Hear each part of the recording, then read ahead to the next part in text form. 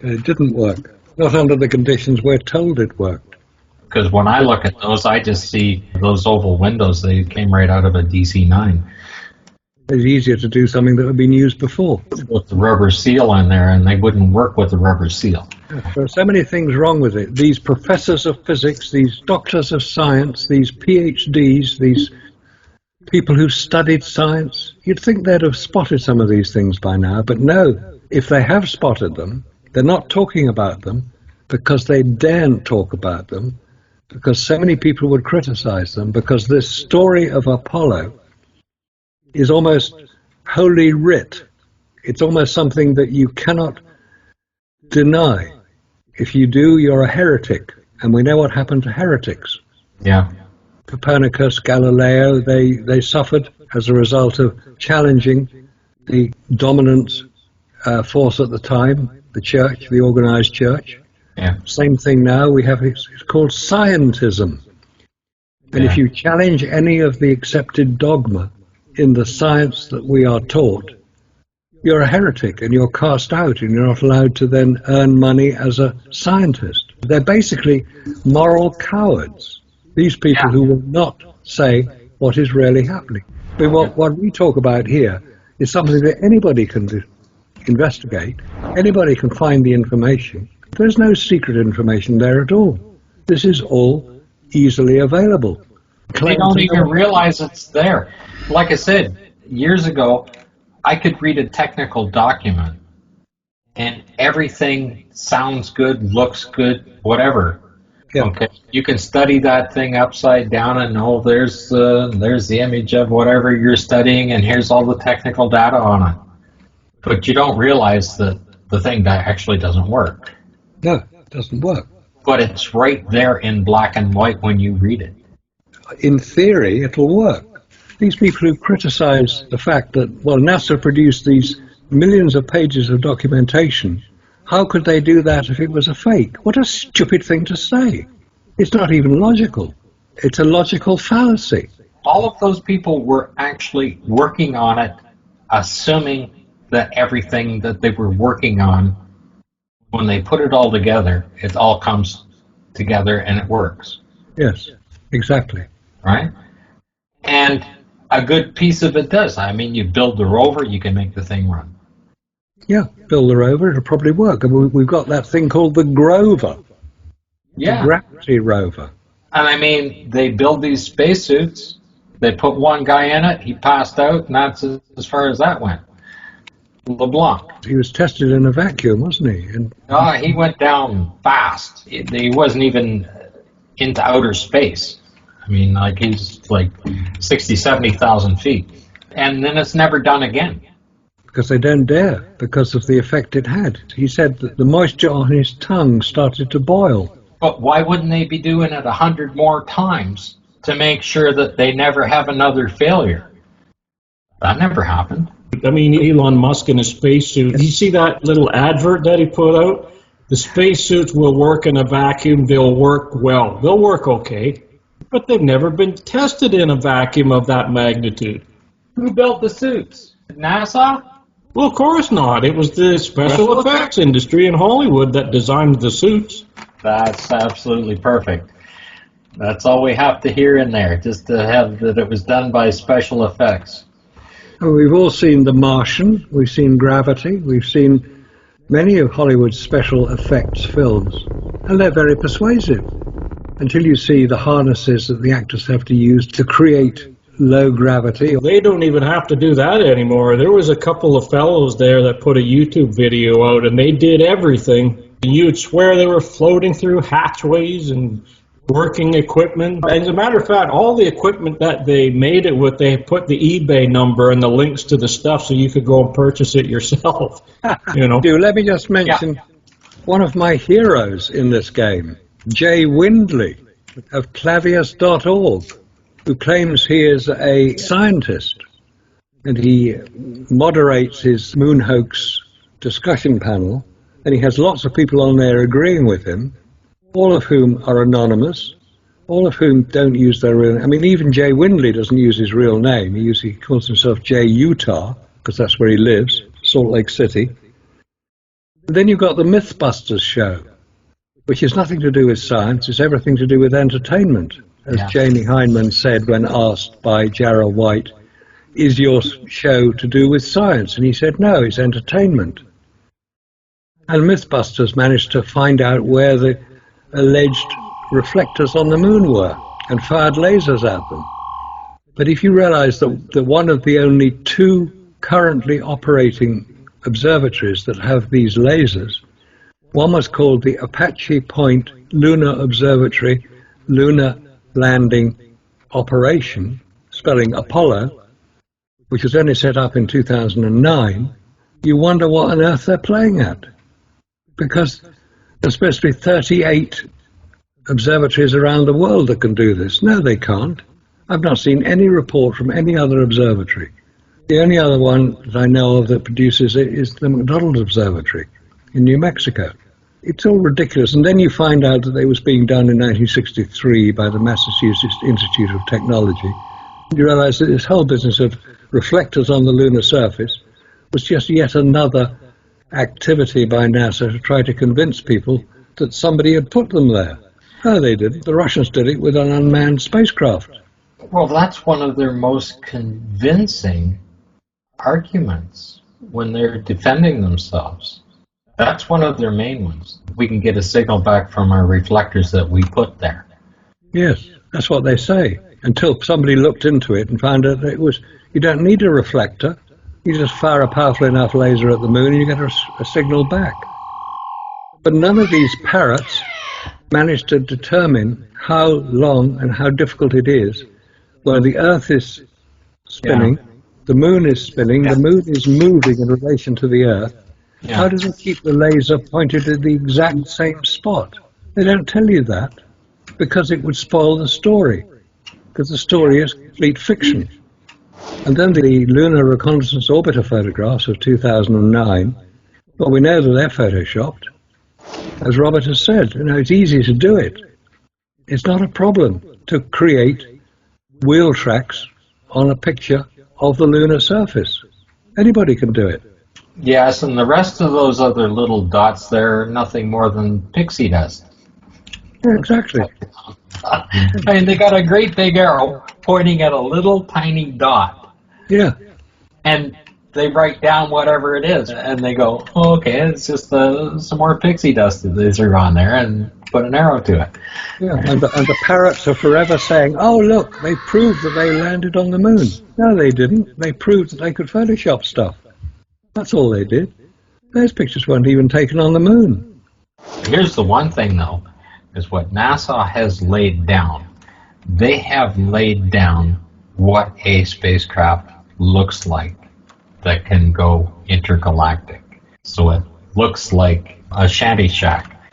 The image of the lunar surface in the videos and in the photographs, I guarantee you that the lunar surface looks a whole lot different. So if we do actually get images back, like either film or photographs or whatever back, and it looks completely different than that, if it's got 6 feet of dust everywhere and you can't even take a picture because of it, because the cosmic dust that would be landing on everything because there's absolutely nothing to disturb it, you wouldn't see a bare rock anywhere. No, you wouldn't. There'd be dust on top of all the rocks. Even if you, because I know you're not accustomed to snow, but a fresh fall of snow covering over everything would be about the same thing that you would see, except this dust in areas that haven't been disturbed for billions of years could be many meters thick. And there are documents discussing that very thing back in the 1920s and 30s, right? There are documents on that discussing these theories on it. Their image of what the lunar surface is, they have embedded in us repeatedly. It's on everything. It's every day. You're going to see a picture of the lunar surface if you watch television, because it's in advertising. It's everywhere. It's in magazines. It's for kids' cereals. It doesn't matter what it is. It's even for car advertising. I saw one the other day using the lunar rover. That's how NASA keeps putting it out there, and they've got the budget to do it. So they're keeping people in the rabbit hole. But the reality is, Those images of that surface are not anything like what the moon is going to be like. That's no different than a Hollywood image that is created. One day, somebody, probably a Chinese, will get back to the moon and will look at it and say, it's not at all like what I thought it would look like. Well, those Apollo photographs for real. And a lot of people will then start wondering about it. And NASA don't dare allow that to happen, which is why they continue to insert themselves into actually every space program around, whether it's the Israeli, whether it's the Indian or the Chinese or the Japanese. NASA has a major input to try to ensure that they don't blow the whistle. They don't expose NASA's fraudulent behavior. But eventually it will happen. Not my lifetime, that's for sure. Yep. Even if they do put something on the moon, they'll say, oh, we're on the far side of the moon, or we're on the poles, or wherever that you can't see with the telescope, right? Oh, it looks different here. We happen to be in this crater because it was unique. Those excuses can only go on for so long, and eventually there will be enough people like us. I mean, maybe we're the pioneers here. We're asking the right questions. We're looking at the right information and asking the right questions. That's called thinking critically, thinking scientifically. We make mistakes. I make mistakes. I'm sure everybody makes mistakes. Just because we make a mistake doesn't mean to say that everything we say is wrong. It isn't. Everything we say can be confirmed.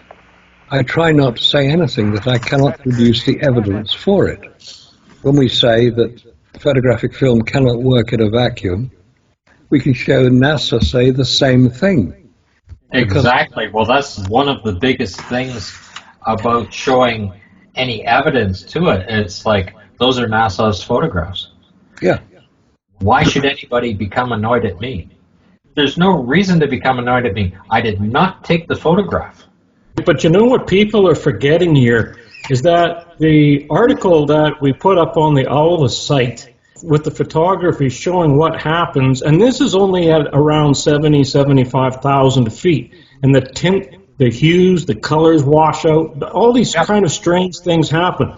And then another film strip, I also gave a 1 second burst of 2 gigs worth of radiation from the microwave oven just to see what would happen, and it's all fogged. Now, if this is what happens at 75,000 feet to film, what is going to happen when that film is out there in values of 10 to the 10 minus 3, minus 6, and you get to the moon, it's minus 11, minus 12, depending on what you read. They say, well, we don't really see that much of a difference, and yeah, well, you can see a difference. You just have to look. What we did was show what happens at 70 to 75,000 feet, and it only takes a little bit of common sense to say, hey, this is what happens, and now what's going to happen when that's on the moon? People, you show them something, and they get upset, but you're showing it from NASA. And if I open up a PDF file and say, look, they've modified it. I didn't modify it, NASA did. They're putting out misinformation on themselves sometimes, I think, so they can get people to argue about it. But in the photographs and in the film footage, NASA produced that. If you want to be upset, get upset with NASA. Don't get upset with anybody else. When I sit there and show you that's a wet flag, you can deny it, you can do whatever. It's still a wet flag. But I didn't take the photograph, and I didn't post it online for everybody to see. You want to get upset? Go ahead, call NASA. Ask them what the hell is up with this photograph. How did that flag get wet? Show them that mud on that piece of foil laying on the ground there, all covered and cracked and falling apart, and say, how did you do that? Show them Buzz Aldrin on that thing and show them that there's no control panel inside that model they put up, and say, how dare you have the balls to do that even when you're trying to fake it and simulate it? How dare you get that sloppy with it, right? But don't blame it on anybody else. Don't get angry at anybody else because they saw it and then showed it to you, because it's right there. And this is where Stanley Kubrick goes right out the door. Yeah. Because he would not have allowed such mistakes to occur, not in any of his productions.